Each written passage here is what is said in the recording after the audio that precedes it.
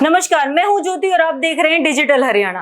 रोहतक शहर जिसे smart city कहा गया, लेकिन हालात देखकर लोग कहते हैं ये स्मार्ट सिटी नहीं पशु सिटी है। जी हां, शहर की हर गली हर सड़क पर आवारा पशुओं का कब्जा है। नगर निगम के दावे बड़े बड़े, कहते हैं रोजाना दर्जनों पशु पकड़े जाते हैं, लेकिन असली तस्वीर देखिए, पशु गायब नहीं हो रहे बल्कि सड़क पर और ज्यादा बढ़ते जा रहे हैं।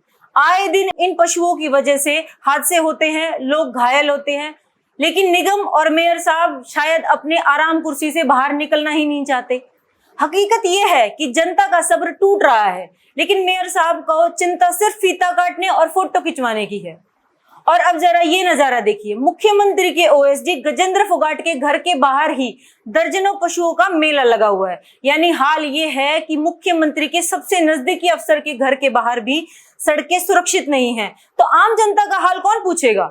सवाल ये है, क्या गजेंद्र फोगाट जी को अब अपने ही घर से निकलने के लिए पशु निगम की जरूरत पड़ेगी? और अगर मुख्यमंत्री के ओएसडी का घर ही गौशाला बन चुका है, तो रोहतक की बाकी इलाकों से के हालात का अंदाजा आप खुद ही लगा सकते हैं। निगम कहता है हम रोज कार्रवाई करते हैं, लेकिन जनता पूछ रही है कार्रवाई कहाँ है? पशु पकड़ने की गाड़ी कहाँ है? ये सवाल भी है कि मेयर साहब, अगर पशु ही नहीं हटते तो आपके दावे किसके लिए हैं? यह सिर्फ ट्रैफिक का मुद्दा नहीं है, यह जनता की सुरक्षा का भी सवाल है। बच्चे, बुजुर्ग, महिलाएं सब खतरे में हैं।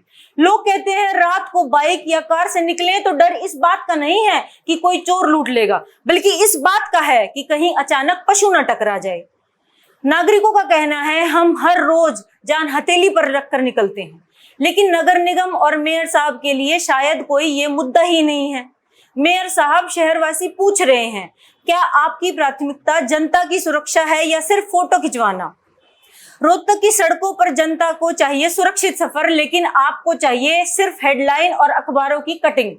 हकीकत साफ है, नगर निगम के दावे खोखले हैं, मेयर साहब की नाकामी सड़कों पर पसरी हुई है। और अब तो हाल ये है कि मुख्यमंत्री के ओएसडी गजेंद्र फोगाट के घर के बाहर ही आवारा पशुओं ने डेरा डाल लिया है।